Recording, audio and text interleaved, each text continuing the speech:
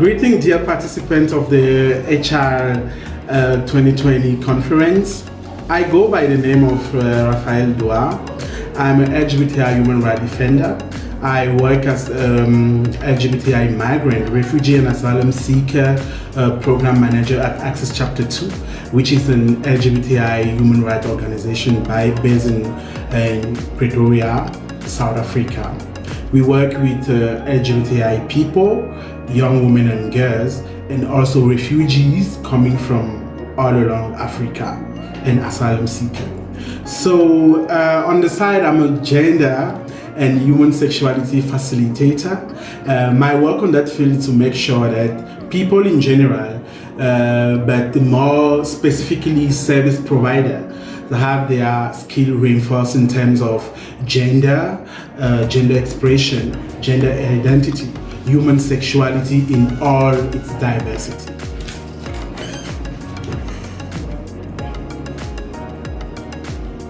Yeah, so it's a great honor for me. I've been chosen by the organizing committee to expose and unpack gender and human sexuality. So my abstract is just going to be focusing on bringing the real meanings, the definitions surrounding gender and human sexuality.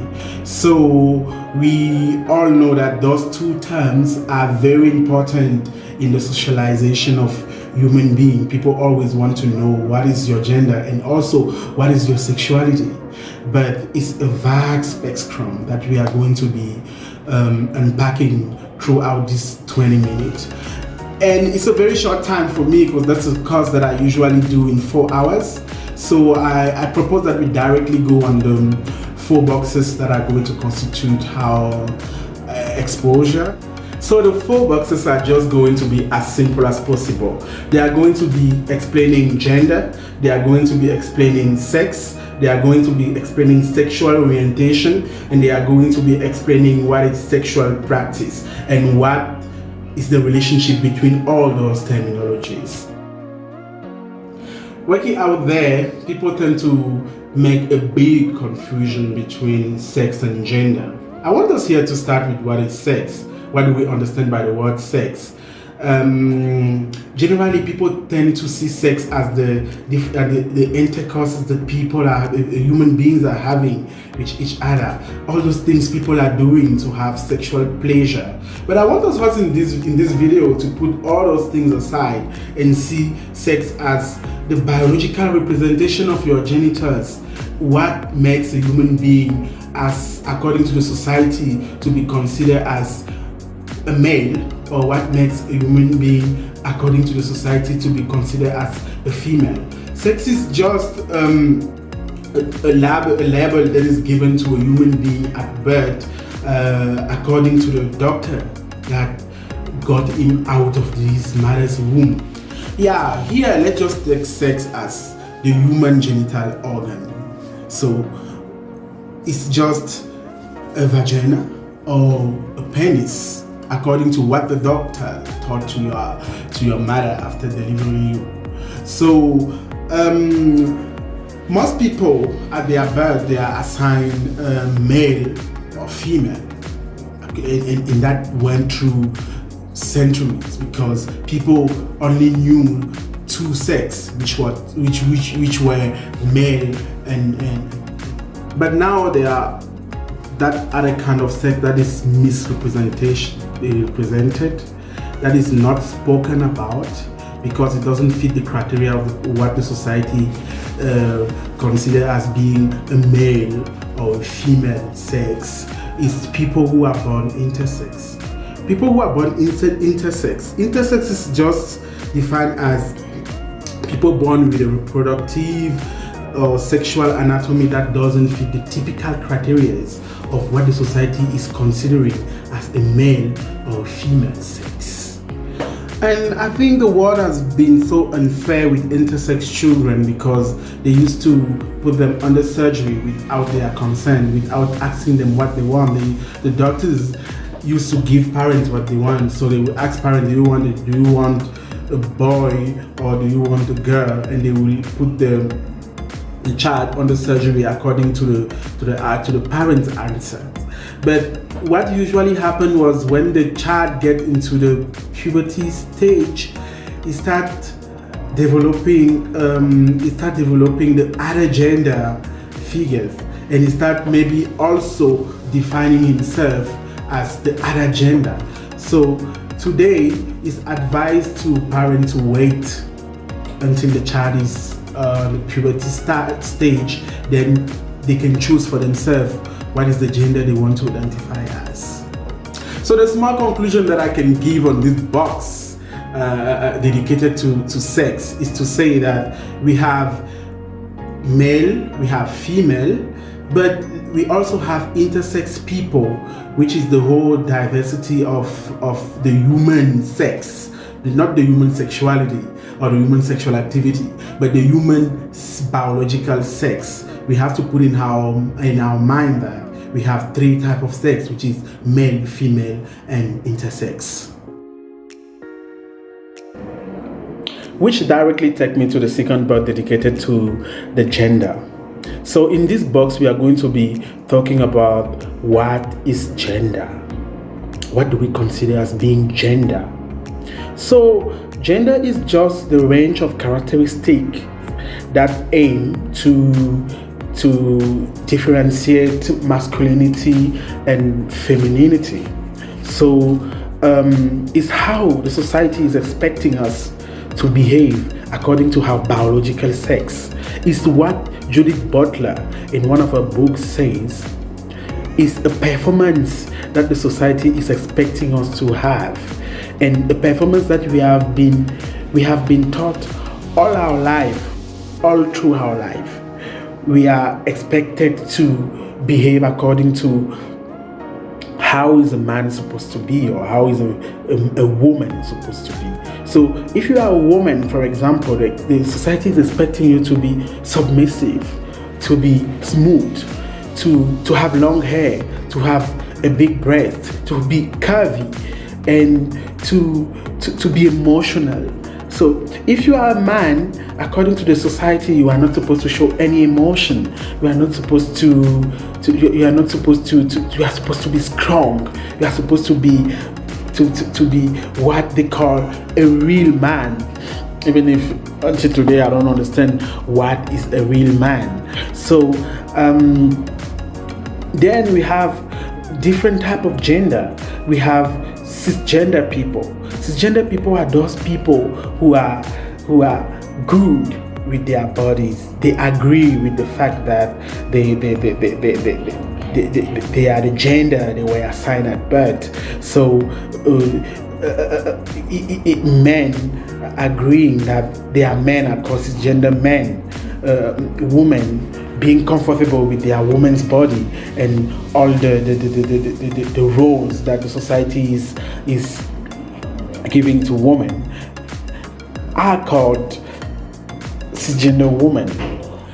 So transgender people are just those people who have a different gender expression or an identity with the gender they were assigned at birth. There are some people see those people, some people see you as a man, but you define yourself and you carry yourself as a woman, because that needs to make us understand that the gender doesn't have a real relationship with the biological sex. You can have a male biological sex, but your gender is just female gender, and you can have a female biological sex, but your gender is a male gender. Because you will see that those people, transgender people, they even go through gender reassignment surgery just because they want their body to match with their mental sex, what we call a mental sex. So transgender people are very much what they say they are. So they identify themselves as the other gender, and that is what they are, and the society must start normalizing the fact that transgender women are women and transgender men are men, and they don't even have to go through a gender reassignment surgery, because people are what they define themselves as. If you say you are a woman, then you are a woman because that's how you feel, that's how you carry yourself, and that's how you consider yourself. That goes to the same to transgender. Okay, so what we should just keep in mind when it comes to gender, to the box dedicated to gender, is that gender is mostly a social construct. Is what the society is expecting us to be according to our genitals, but it goes beyond that. It goes, it's how people feel, how people identify themselves. What do people think they are, and what are people for themselves? Which directly brings us to the third box. The third box concerns sexual orientation. What is sexual orientation? Because it's also terms that confuses a lot of people. People don't really understand what is sexual orientation, because for them the two only sexual orientation that they know are heterosexual and homosexual, when it's way more sexual orientations than that. So let's define what is sexual orientation now. Sexual orientation is just a term that describes your emotional and romantic sexual attraction and who you are attracted to. Sexual orientation is not who you are having sex with. Sexual orientation is who you love, who are you attracted to, because sex is something else, but we're going to talk about that on the other box, which concerning sexual practice. So we have so much type of sexual orientation, and sexual orientation may include the attraction to the same gender. You can be attracted to the same gender, that's homosexuality. Sexual orientation can include the attraction to the other gender. So one can be attracted to the other gender, that makes them heterosexual or straight, as we usually say in the current language. Some people are also attracted to both gender. That means they have feelings. They can be emotional to a man, or they can be emotional to a woman. That makes them bisexual. We call them bisexuality. And some other people are just attracted to all gender. May you be a male, a female, a transgender, a non-binary, or whatever gender you identify yourself as. They are just attracted to you as a person. That makes them pansexual. Those are pansexual people. So those people who can fall in love with every single person regardless their gender. And you have those people who don't want to have sex with anyone. They don't want any sexual intercourse with any human being, and we usually call them we call them asexual. And there's so much more type of sexual orientation. Sexual orientation is who you are attracted to, is who you want to have sex with. It's not necessarily who you have sex with, but who you want to have sex with. So I think the main thing to keep in mind when it comes to sexual orientation is that sexual orientation and gender identity are not the same thing. Sexual orientation and gender identity are very different things. You can be a cisgender person, but you are homosexual.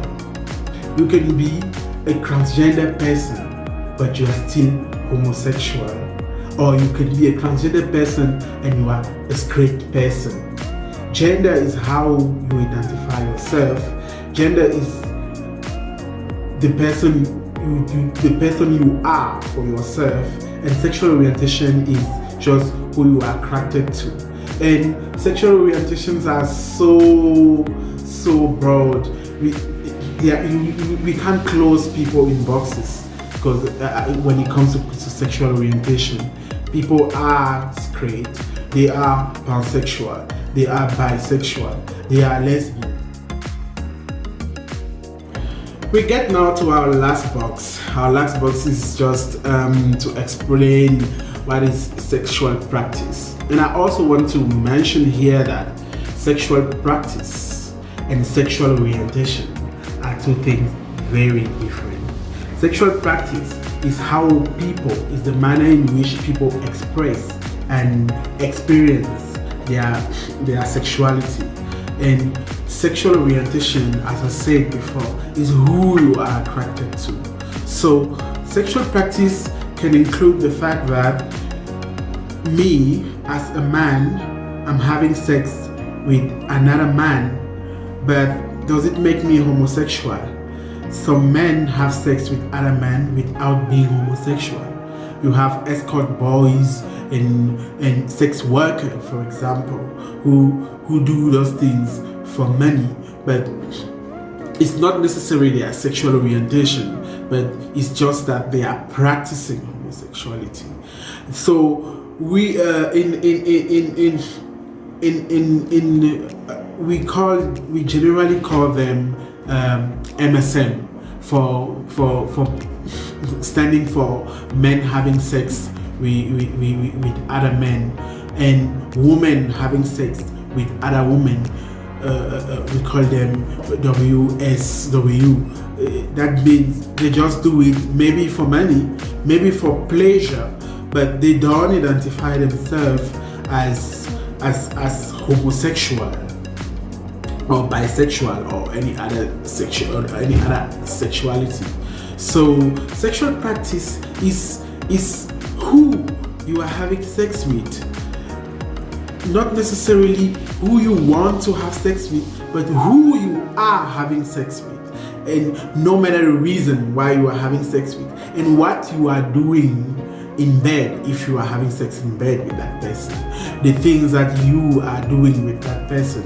You have so many sexual practice. You have vaginal sex, you have anal sex, you have oral sex, you have so many. I'm not going to go so deep on that because I only have 20 minutes.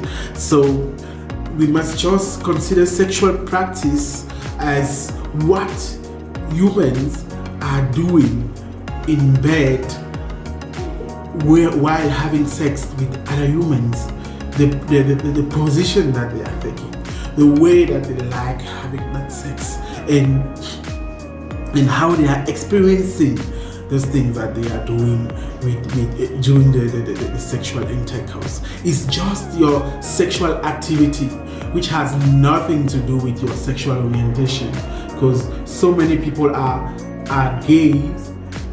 For men, for example, but are married with women, are having sex with women, are having children with those women, but that doesn't make them heterosexual.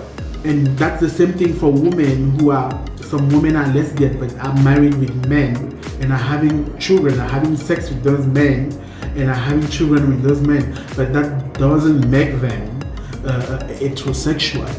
They will still have a preference for the same gender, and some of them are actually going to confess that they are married for society's sake, and they are not.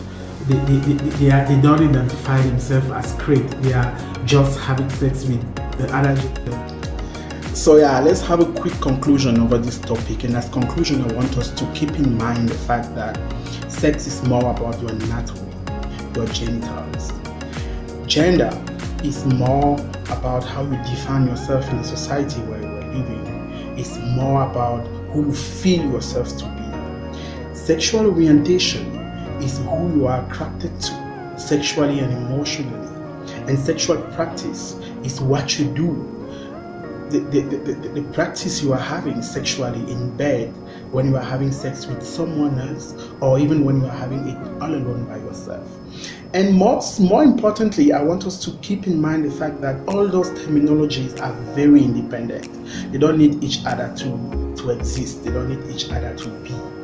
Okay. So now I want to thank the organizing committee for giving me the opportunity to unpack this gender and sexuality. I hope my topic will be useful to whoever listened to me today. And I want to say thank you for coming and listening to my topic. Thank you very much. I'm Raphael Doua, and I'm very much available if you have some questions about my topic. Thank you very much. Bye-bye.